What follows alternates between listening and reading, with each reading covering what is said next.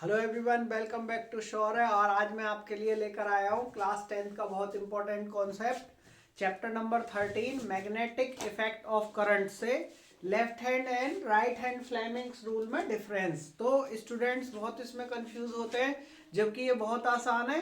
क्यों? क्योंकि स्टूडेंट्स ने कभी इसको कंपेयर करके नहीं पढ़ा है। ठीक है, तो इसके कंफ्यूजन को आज हम दूर करते हैं और पूरी वीडियो आप देखिए और देख के जो है इसका डिफरेंस समझिए। आपके सारे डाउट्स और सारे क्वेश्चन जो भी बोर्ड एग्जाम में आते हैं या आपको कोई भी प्रॉब्लम आती है वो सारी आई होप कि सॉल्व हो जाएगी इस डिफरेंस को समझने के बाद।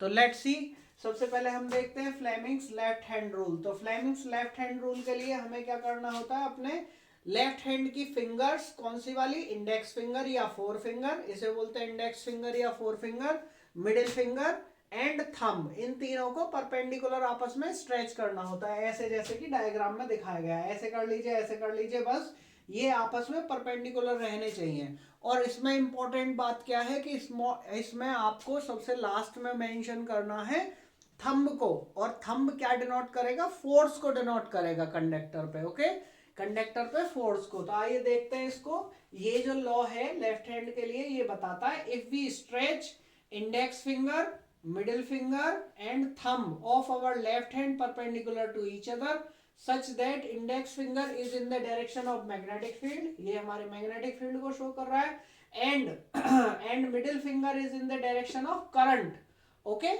current in the conductor, then this thumb will give us the direction of force on the conductor।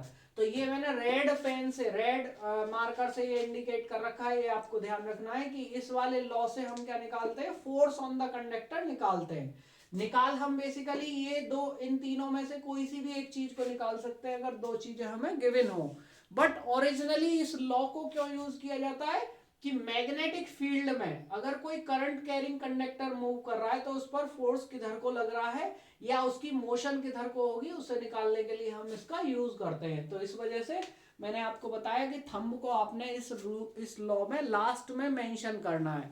It means if we stretch index finger, middle finger and thumb of our left hand perpendicular to each other such that index finger is in the direction of magnetic field, middle finger is in the direction of current, then the direction of thumb will indicate the direction of force on the conductor। इसके अलावा ये तो एक point हो गया। दूसरा आपको ये मैंने यहाँ पे लिख दिया है, this is use to find force on a conductor placed in magnetic field. उसके अलावा इसमें आपको इंपॉर्टेंट पॉइंट क्या याद रखना है, जो करंट है इसकी डायरेक्शन की जगह पे आपको direction of motion of positive particle भी दिया जा सकता है, या फिर जिस डायरेक्शन में नेगेटिव पार्टिकल मूव कर रहे होंगे उसकी अपोजिट डायरेक्शन में भी आपको इसको इंडिकेट करना पड़ सकता है। यानी कि अगर आपको चाहे तो पॉजिटिव पार्टिकल्स की डायरेक्शन दे या नेगेटिव पार्टिकल्स की डायरेक्शन दे, तो उसके अपोजिट डायरेक्शन में आपको इसको हमें स्ट्रेच करना है। तो यानी कि ये जो है करंट की direction, direction of positive particle भी बोली जा सकती है या opposite to the negative charge particles भी बोली जाती है। ओके, अब आते हैं राइट हैंड फ्लेमिंग्स रूल पे। ओके, तो right hand Fleming's rule obviously right hand के लिए होगा। और इसमें आपको ध्यान रखना है कि इसमें सबसे लास्ट में हम मिडिल फिंगर के बारे में बताएंगे। और ये बेसिकली रूल जो होता है ये इंड्यूस करंट की डायरेक्शन को निकालने के लिए होता है। जैसे ये वाला था फोर्स को निकालने के लिए कंडक्टर पे, ये वाला इंड्यूस करंट की डायरेक्शन को निकालता है। तो हमने रेड पेन से इंड्यूस करंट यहाँ पे इंडिकेट कर रखा है। जैसे यहाँ फोर्स को निकालने के लिए ये वाला लॉ यूज होता था, ये वाला रूल यूज होता था, ऐसे ही इंडेक्स फिंगर के लिए ये वाला रूल यूज होता है। इस वजह से जिस चीज को ये निकाल रहा है उसे रेड पेन से मैंने मार्क किया जिससे आपको याद रहे।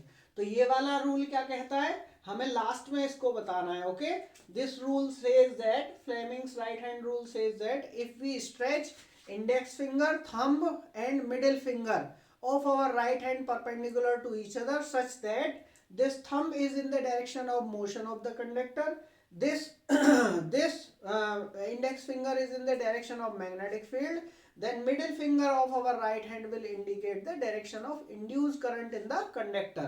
तो ये आपको बताता है right hand rule. Right hand की रूल दोबारा से रिपीट कर रहा हूँ, ये हमारा इंड्यूस करंट को बताएगा। यानी कि इसमें सबसे लास्ट में आपने इस वाली फिंगर की बात को हमें क्या करना है, लर्न करना है, सबसे लास्ट में मेंशन इस चीज को करना है। तो बेसिकली मैंने यहाँ लिख दिया है this is use to find induced current. और इसमें एक इन दोनों में बड़ा डिफरेंस है कि ये वाला जो लॉ है लेफ्ट हैंड रूल ये यूज होता है मोटर्स के लिए। मोटर्स में बेसिकली फोर्स किस डायरेक्शन में लगेगा, जो कॉइल होती है हमारी मोटर की जो कॉइल होती है वो मैग्नेटिक पोल पीसेस के बीच में रोटेट करती है, तो उस पर फोर्स किधर को लगेगा वो इस रूल से आता है। जबकि हमारा इंड्यूस करंट इलेक्ट्रिक जनरेटर में जनरेट होता है और उसकी डायरेक्शन को फाइंड आउट करने के लिए right hand Fleming's rule use होता है। और इन दोनों को याद रखने का एक आसान तरीका मैं बता देता हूं। आसान तरीके के लिए आपको जैसे कि ये फ्लेमिंग्स रूल याद रखना है, तो फ्लेमिंग्स रूल में आप ये रूल लगा सकते हो। एफ ये फोर्स को बताता है, तो इसे मान लीजिए, इसे बोल दीजिए फादर। ये मैग्नेटिक फील्ड को बता देता है, इसे मदर। और ये डायरेक्शन ऑफ करंट, तो इसे आप चाइल्ड बोल सकते हो। तो father mother child. Father stand for force, mother stand for magnetic field and C stand for child. ऐसे ही इस वाले राइट हैंड के लिए भी आप याद रख सकते हो। यहाँ पे ये जो फादर है, फादर मीन्स फोर्स, जो हमारा फोर्स है इसे मैग्नेटिक फील्ड और इसे करंट, तो ये इंड्यूस करंट हो जाएगा। और यहाँ पे जो हमारा फोर्स है वो मोशन ऑफ कंडक्टर बन जाएगा। तो यहाँ पे फोर्स बोलते थे, यहाँ पर मोशन बोल दीजिए कंडक्टर की, बस इतना डिफरेंस आएगा। तो आई होप कि इन दोनों में जो डिफरेंस है आपको बिल्कुल क्लियर हो गया होगा। अब आप इस पर इन दोनों को यूज करके और जो भी क्वेश्चंस आपको आते हैं उन्हें सॉल्व करिए। आई होप कि इन दोनों को आप यूज करना आसानी से सीख सकते हो इन दोनों डिफरेंस को देख के। ठीक है, thank you friends, thank you so much, have a nice day, take care.